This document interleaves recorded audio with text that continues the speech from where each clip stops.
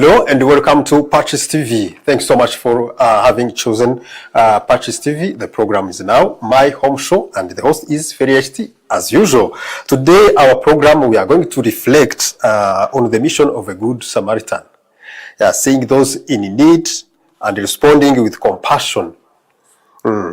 We are hosting today, I was lucky to host Rebecca. She is actually an occupational therapist. She's going to help us to understand autism and how practical care can restore dignity and participation in daily life. So before I get started, I want to extend my sincere appreciation to K Boutique for providing elegant and professional attire for this program. Kai Boutique continues to stand out for its refined taste, quality, clothing, and commitment to professionalism. As you can see, that design, the made in Rwanda, the Nigerian style, that is from Kai Boutique. So their support adds confidence and style to conversation that matter. Kai Boutique, where elegance meets professionalism. So thanks so much, Kai Boutique. Let's go back to our today's business. Yes, as I said earlier, today I was lucky, I was blessed to sit next to a good Samaritan, Rebecca Duver. Thank you, Fabian. Thank you for having us. Thank you for having me. All right. Thanks so much for accepting our invitation. Thank you. Anyway, tell me, why did you choose to occupational therapy as a I think it chose me. So when interesting. I was in undergrad, I had a teacher. She was my anatomy and physiology teacher, and she was married and had 5 kids.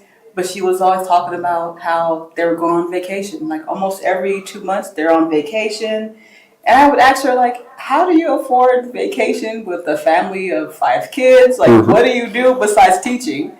And she told me that she was an occupational therapist full-time.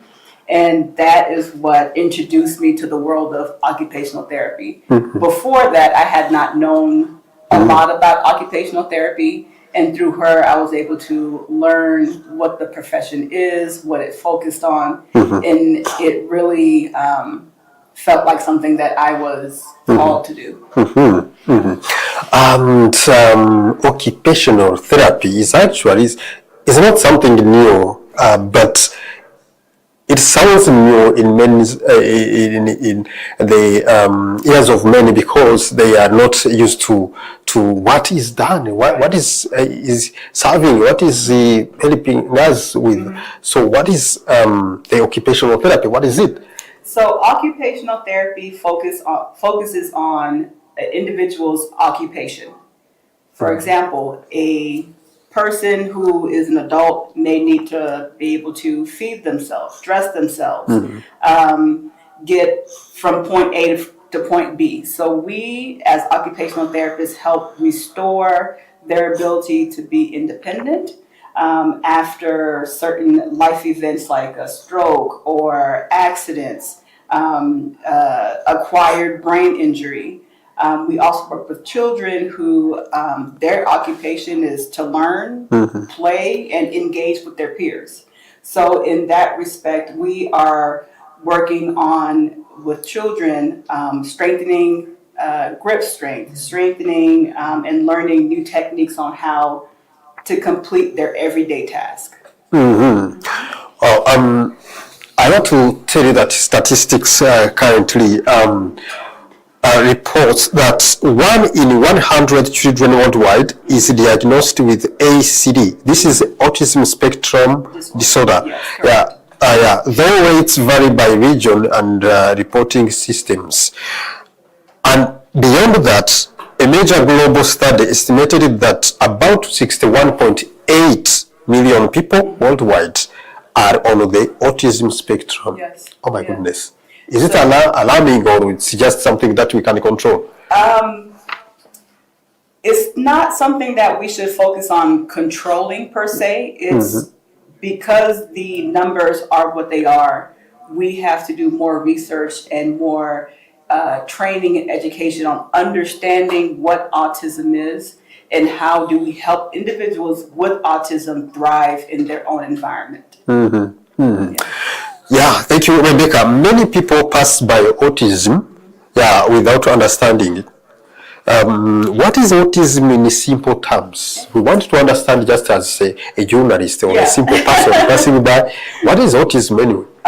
Autism, put simply, is a developmental condition that affects how a person feels, thinks, communicates, and interact with other people. Basically, imagine there's different wires in the brain, and how the brain typically builds those pathways is different and is wired differently. And that's why you see autism can affect individuals differently. It could be mild or severe, and that's where that spectrum comes into.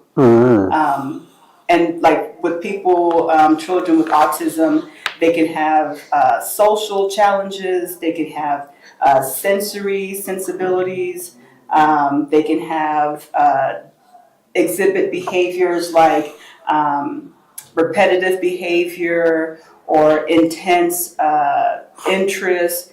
Those kinds of things go along with autism. But it's basically the brain is wired differently. Yeah, so why are people with autism often misunderstood or ignored?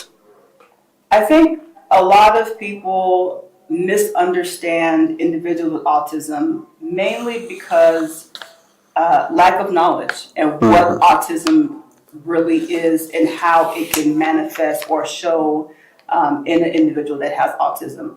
A lot of times kids with autism, they don't make eye contact. So in a culture that teaches us eye contact is a sign of respect, a child not providing eye contact may be looked as, oh, he's rude, or they're misbehaving, or they're not respectful, when in fact it's just a behavior they're exhibiting because of autism. Some other reasons why they might be misunderstood is their communication differences. A lot of people with autism, they communicate differently. They may have delayed speech or even nonverbal, or even if they are verbal and they do speak, it may be in a monotone. So just by hearing them, you don't know if they're excited, you don't know if they're sad. It kind of sounds like a robot where they just speak on one level. There's no fluctuation in their voice. So some people may look at that as them being uninterested or anything, something like that. Oh, wow. That is very interesting. So now, what does it mean to truly see a child or youth with autism? I think to truly see a child with autism is when we advocate for them and we include them in our spaces, we include them in our plans, in our environments, and we adapt our environments to meet their needs. Without that, we can't say that we see a child and we're not providing that support that they need to be included and to be engaging with their environment and their peers. Yeah, and now before I go to the next question, I want to curiously know that, journalists like using tasty words. Like when I was introducing this program, I said that I'm sitting next to a good Samaritan. Do you really believe in the good Samaritan story? Yes. Okay, wow, thanks so much. So in the good Samaritan story, someone stopped to help. How does occupational therapy stop for people with autism? Well, I feel like there is a parallel between the Good Samaritan and occupational therapists. Much like the Good Samaritan, as OTs, we stop and help people that society may overlook, that society may not understand, that society may not know how to help. They may want to, or wish they could help, but just lack the knowledge to help. So as an occupational therapist, we see the individual as a whole person and not just the problem or not just their current circumstance. We see the individual and we focus on how can we help and how can we improve that individual's well-being, their quality of life, versus just passing by. Most of the time when we are talking about autism, when you can even type the word autism in Google, then you find the pictures of children, you find the pictures of youth. Why is that? It is only common in youth or and children? No, that is not, because children and youth grow up to be adults with autism, right? But it's focused on in the younger ages because that's the pivotal years to begin therapy and to begin intervention, so that as they grow, they're learning strategies, they are being equipped with tools to be able to manage their symptoms, to be able to learn those skills to engage with their peers and to grow and be successful adults. So, when we research and Google search autism, you might see pictures of children and youth, but those same children and youth grow up to be adults. Adults with autism. Yeah.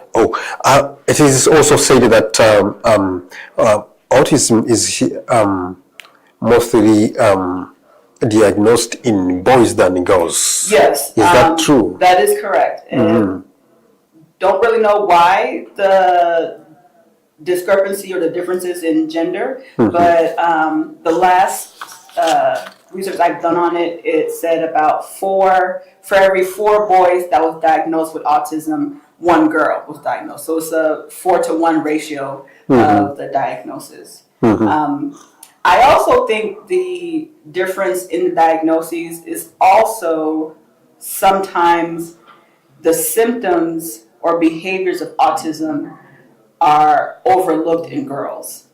So that may also play a role of why it goes undiagnosed more in girls than boys. That is good to know. And as an occupational therapist, what daily challenges do you help children and youth, or generally people with autism, overcome?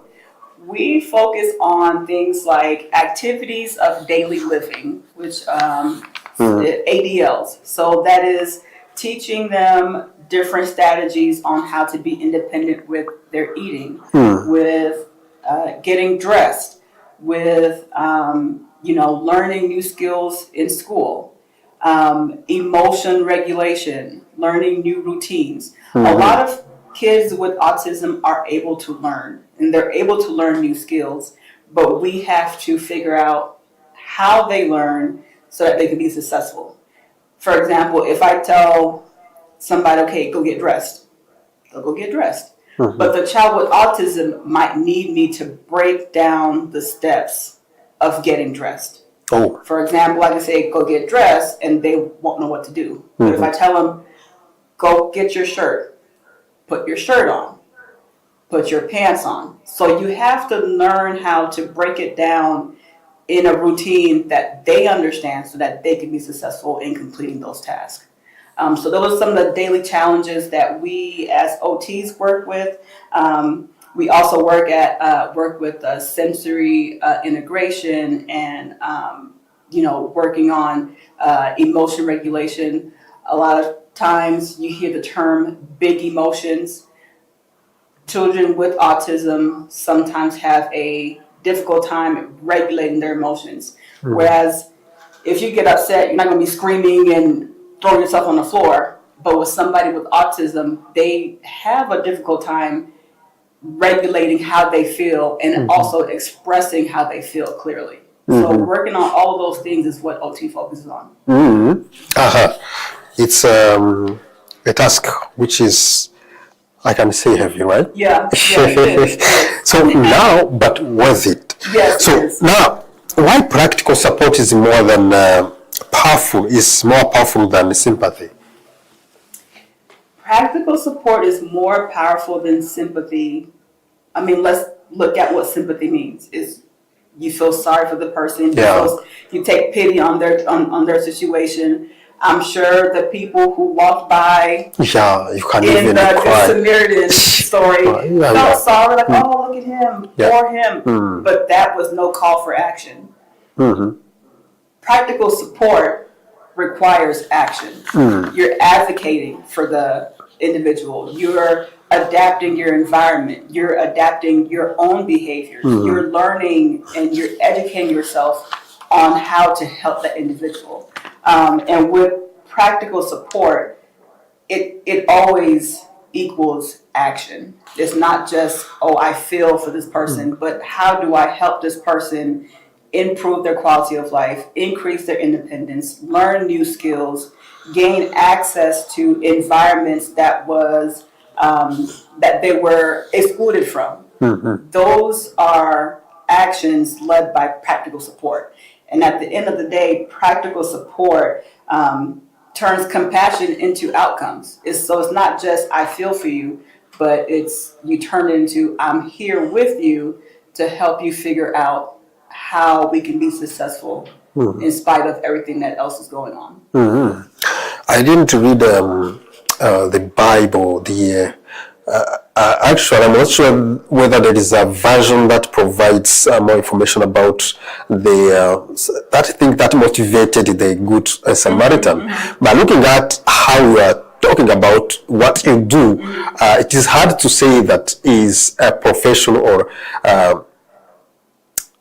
is that profession or is it just a calling? Yes. What is it?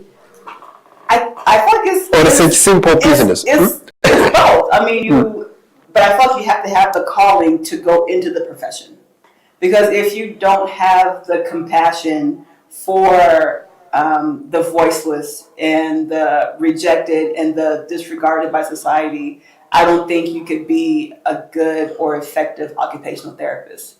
Because as an occupational therapist myself, I've been an OT for over 13 years. I've worked with all kinds of and so as OTs, we work with individuals across the entire lifespan, and we work with people with different disorders and impairments, and some were born with them, some acquired them because of accidents, and we sometimes meet people at their lowest in their lives. And to be effective, you have to have that compassion. You have to have that calling so that it's not just a job. I'm not just here to work, get a check, and go home. I'm here to make an impact and change lives. And that is the only motivation that is keeping you moving. Yes. But you said that this veteran, he could just do things for his own. Can we say that doing such behavior is one of these symptoms of autism? So it depends on the spectrum. So a lot of people with autism, they can be independent. They just need the right tools to be independent. It doesn't necessarily come natural to them. So they have to be taught new skills. They have to be taught strategies and different tools so that they can maintain or increase their independence. And I think across the board, whether you have autism or not, everybody wants to be independent. No one wants to feel like a burden to somebody else or have to rely on somebody else. So I feel like independence is hand in hand with dignity. We all want to do what we can for ourselves. So as an OT, that's one of our primary goals, is to teach independence in however that looks for that person. Whatever they can do to feel as independent as they can, that's what we focus on. So let's go back to your profession. Yes. You are calling. It is not a business. We agree on that. Yeah, it is not a business. We are doing this just with compassion. Yes. It's a calling. So the Good Samaritan helped restore dignity. How does your profession help people with OT participate in life, not just survive? I think it goes back to the learning new skills, advocating for them, adapting environment. Imagine as a child with autism, you may be at a school and the playground is too loud. And because you have a sensory issue, you don't go out and play on the playground. So now you're excluded, you're not playing with your peers. But then if we're able to adapt the environment, and that child who was once excluded is now included in the play with their peers, imagine that boost of confidence. Imagine that just that small change of adapting their environment, how that would make that child feel like, okay, I'm seen. They've changed things around just for me to be able to participate in what's going on during the school day. So that, and you know, with dignity, gaining access, being able to know that you are seen and people are doing and advocating for you to be able to engage with your peers. Because as kids, engagement with peers is vital. It's one of the most important things, is being able to relate and have relationship with our peers. No one wants to feel excluded, especially a child. Right, thank you. So I want to ask you this, but with a low voice. Okay. So how do you call those you help? Are they patients? Are they clients? Are they what? It depends on the setting. Oh. So if, for example, if they're in a hospital setting, they're patients. They're patients, okay. If they are outpatient therapy, or they are like in the community, they may be clients. Oh, yeah. Wow. So it's a technicality. It depends on the setting. That okay. Yeah. Good. That is good to know. So depending on the settings, considering the group you help, your target group, be it in the hospital or in the community, how the size, the children, youth, or adults. So because we recently moved, we've only been in Wanda since October.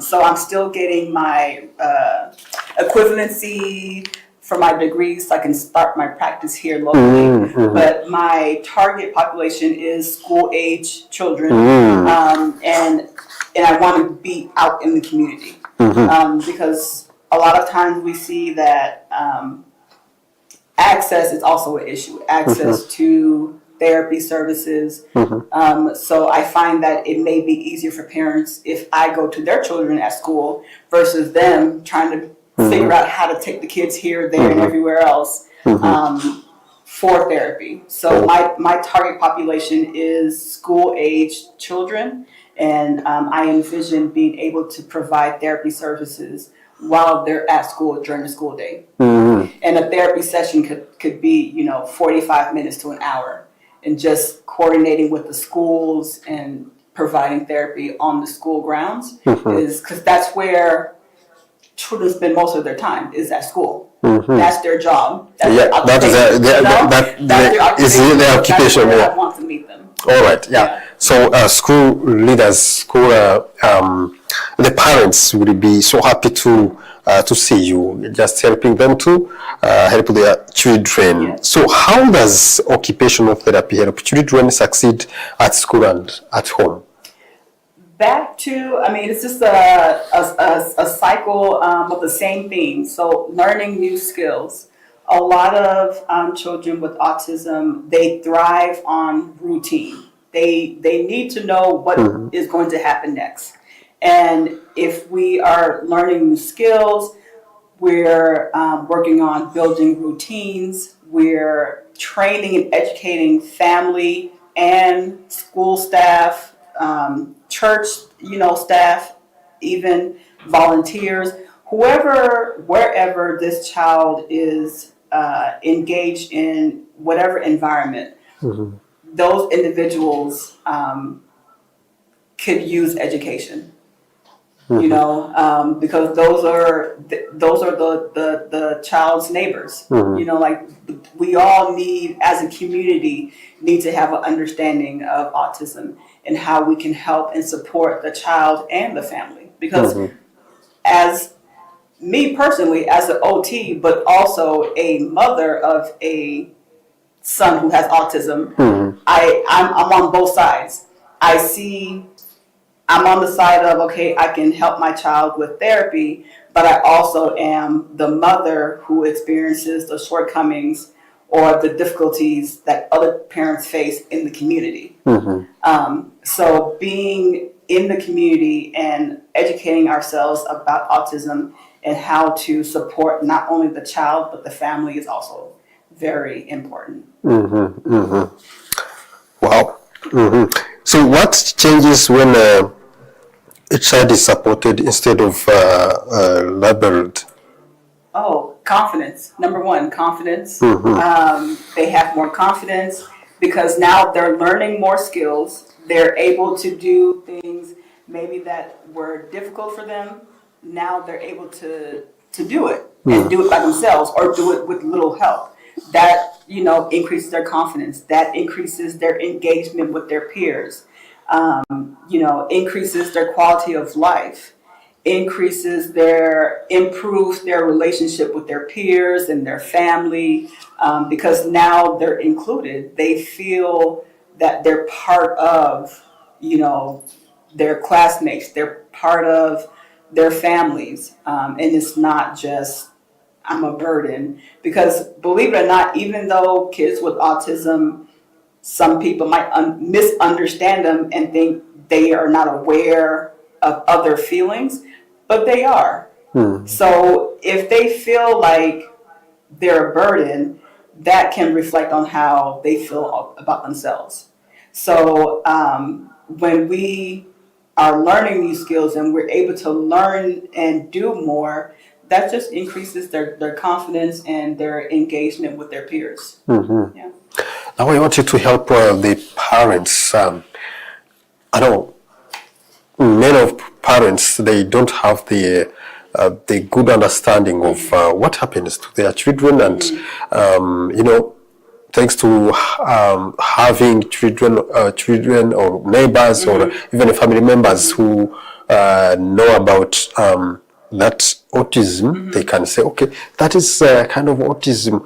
They may spend even years and years without taking the children to a therapist to know exactly what is going on or what happened.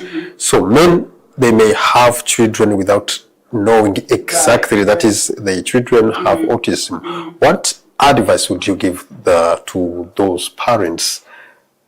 I think with children with autism, or even if they're not diagnosed, like some of the early symptoms or early behaviors you might see with children with autism. Granted, this is not across the board. It doesn't happen with every child that has autism, but most common behaviors you might see with children with autism before they're diagnosed officially is toe walking. So the kids walk on their toes, on their tippy toes. They don't put their heels down. That comes at which age exactly? They can start as soon as they start walking. You'll notice the toe walking. Yeah, like so they will walk majority of their time on their tippy toes, and I actually saw that with my son. That can, if nothing is done, it can continue up to. Yeah, if it's not corrected, it's just going to continue. And then with toe walking, because they're not placing their heel on the ground, then it causes issues physically with their muscles and their tendons of their heel. Then that gets shortened because they're not placing their heel on the floor, they're just on their tippy toes. Other behaviors you might see is avoiding eye contact, not responding to their names, stemming. So like they may be clapping or flapping their hands, rocking, just repetitive behavior that you can't get them to stop. Like even if you're like shaking them, they're going to keep rocking. with my son, we noticed the toe walking. We noticed he wasn't responding to his name. He wasn't giving eye contact. And even when he would try to give eye contact, it would be like to the side, like a side gaze. But he would never look right at us and give eye contact. And then he would also stem.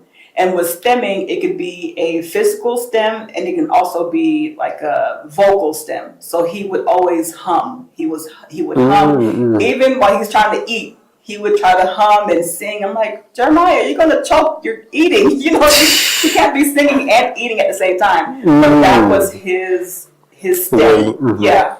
So those are mainly some of the common behaviors you would see before getting.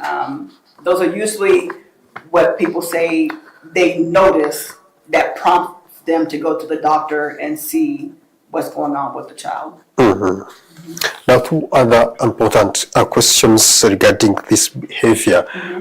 You said about harming and stemming, and also avoiding that eye contact. You can see people even of 40 years old, avoiding eye contact. But we normally call those people that they are shy. Yeah, right. So can we say that that is one of the consequences on? So with the eye avoidance in people with autism, it goes beyond just being shy. You know, being shy is like, I'll look at you, but I'll look away. But, or if you address me, I'll look at you, but then look away. But with kids with autism, you can call their names. You can try to look at them and they won't make eye contact. If they do, it is very, very briefly. And then they look away. So it goes beyond just shy. It's just one of those behaviors that they can't control. But again, they can learn to maintain eye contact. That was actually in therapy, one of my son's goals is to maintain eye contact during conversation. And now he does, but he had to learn how to maintain eye contact during conversations. You can see someone humming, but with the confidence. Right, yeah. Is that the only reason that a person hums, or there is no autism is the only reason? No. Oh, okay. Yeah, you could just hum because I want to sing a song, you know. But with kids with autism, they are doing those stemming behaviors as a way to soothe themselves. Sometimes it's the environment is overstimulating them. So a way to soothe themselves, similar like when you give a baby a pacifier, they stop crying and they fall asleep. Kids with autism, they stem to soothe their nervous system, to soothe that overstimulating, that whatever's in the environment. That's how they soothe themselves. Okay, so in today's society, who is the neighbor to a child with autism? Anyone the neighbor is, or the child is in contact with. Anyone that sees the child and treats the child as a human being versus a problem so is that, the child's neighbor. So to be clear, that goes from the parents, siblings, teacher, everyone. Everybody. If you have any type of contact with that child, you're its neighbor. You are the child's neighbor. So now how can families, schools, and faith communities act as a good Samaritans? Because we're their neighbors, we need to, again, take that responsibility of educating ourselves on what autism is. Asking questions, not just staring like, oh my God, or assuming the worst. Ask questions. Find out how you can support the child, how you can support the family. As far as within the family, moving away from managing the child to, how can we support our child? A lot of times as parents, we want to fix our children. We want them to act, quote unquote, normal. We want to mask the negative behaviors that come with autism, but we need to get away from that. We need to support them and teach them tools on how they can be who they are and be independent and be successful in whatever environment they're in. As far as schools, adapting the environment, adapting the classroom, and that could be offering breaks more frequently for somebody who has autism, offering different sensory tools, adapting the environment, protecting the kids from bullying. Obviously, as kids can be very mean to each other, and if somebody is different, they might pick on them, they might bully them. So as the adult in that school environment, we need to make sure that we're protecting these kids and also educating their school age peers about autism in a way that they can understand themselves, but also protecting that child against bullying and isolation, so that they make sure that they feel engaged and included. As far as church, I was raised in church. My parents raised us in church, and after I had my son, some of the most hurtful things that I've heard about children with autism, unfortunately, came from people in church. And maybe it's culturally, we're also originally from Haiti, so it was, a curse, or we need to pray autism out of you. You need to pray more, you need to fast more.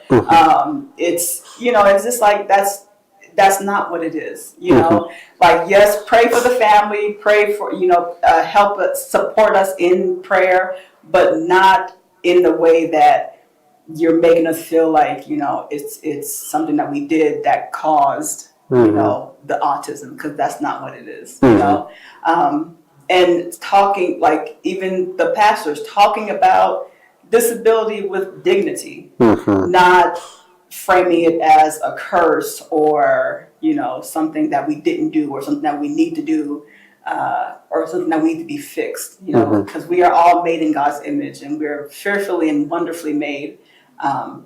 So that's how we as neighbors can, help support the child and the family.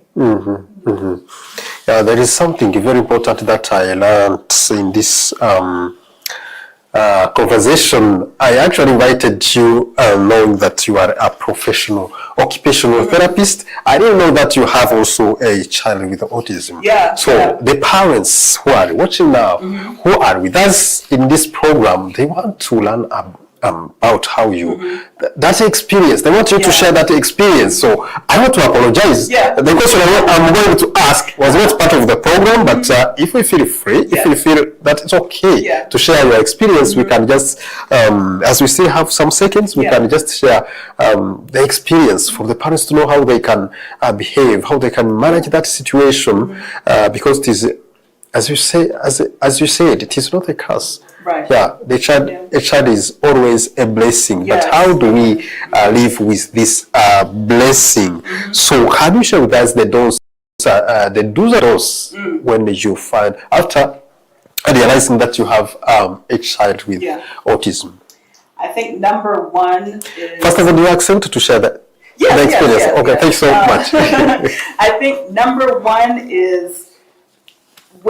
listen to your instinct. If you feel like something is wrong or there's a delay that you notice, it's okay to go get help. It doesn't mean you did anything wrong. It's just, okay, I'm seeing that my child doesn't respond to his name.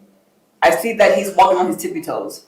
And it may not be anything, but if something is telling you to go seek medical attention, then do that. Because with children with autism and any child that has any delays, learning disabilities, speech delays, whatever it is, early intervention always is vital to the success of that child. Some people, I know parents personally that try to ignore the things that they see in their children, and they wait 3, 4, 5 years before finally getting therapy, and you've missed a lot of milestones that could have improved that child's existence, that could have improved their engagement and their quality of life. So if you see something and you feel like something is pushing you to go seek help, it's okay to need help. It's okay to go seek help, because early intervention is crucial to that child's success. And I also want to reiterate that autism, or any child that has a delay, is not something that needs to be fixed. We just need to figure out what tools that we could equip our child to be successful, to be as independent as possible, so that they can engage and live a a good quality of life in spite of whatever they have going on, in spite of autism, in spite of learning disabilities, whatever it is. For example, my son, he has autism, he has mild autism, and he also has ADHD. So he's hyperactive. And we've had to teach him tools on how to manage his hyperactivity. He had goals when we were first starting to be able to sit for 30 seconds. That was the goal. And then we would graduate, hey, 30 seconds, he's able to do that consistently. Let's sit for 2 minutes while we read a story. And those are all behaviors that we can learn. Again, it may not come naturally to them, but if we're consistent and we provide early intervention, those are things that they can learn and improve, so that they can improve their quality of life and, grow up to be adults that work and have, spouses and have families of their own. It doesn't mean that you can't grow to be, to learn a profession and to have your own family. It's learning those right tools. Wow, I like these statements. It is not too late to seek support, but you want them to seek support from where? Your physician, your therapist, the hospitals. I know. But in Africa, it is not common to have those special hospitals or or therapists. I know in the country of Rwanda, there's there's OTs in King Faisal, for example. Hopefully within the next 6 months, I'll be available for therapy. So once everything is settled and I'm up and running, I will definitely be more than happy to return to let everybody know the status on that. But yes, it may be challenging currently because there is a need of therapy services in Rwanda, but you can also reach out to look on YouTube. There's different YouTube channels that talk about autism, that give parents tips on how to manage symptoms. Especially those channels are geared for parents who might not necessarily have access to therapy for their child. So they're providing education to the parents on how they can help the child. But yeah, so it's, first step would be going to your pediatrician and talking to them and, discussing what concerns you may be having, and have that pediatrician kind of guide you through the next steps on, how to seek help and Wow. So in the next few weeks, when Rebecca is going to have is facility fully functional, but we want to know before that time, which we want to come very, very soon. Before that time, a parent, let's say tonight, a parent is going to give birth to a child who is going to develop this autism. So the parent is supposed to behave. What is the parent is supposed to do before they get the support they want?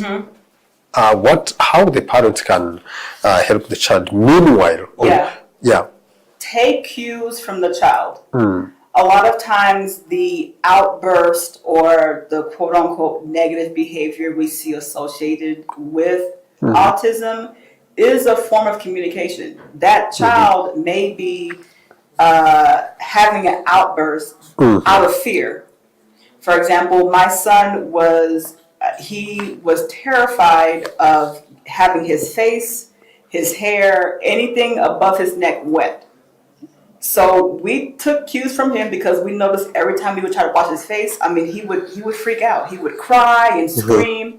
So what we did to wash his hair, we would get like a wash towel, wet it, and just wash his hair that way. We wouldn't pour water on his head because we realized every time we did, it would cause so much stress to him. So why cause stress when we can modify how we do things and still get it done? So instead of pouring water on his head, we use the wash towel to just wipe his hair clean.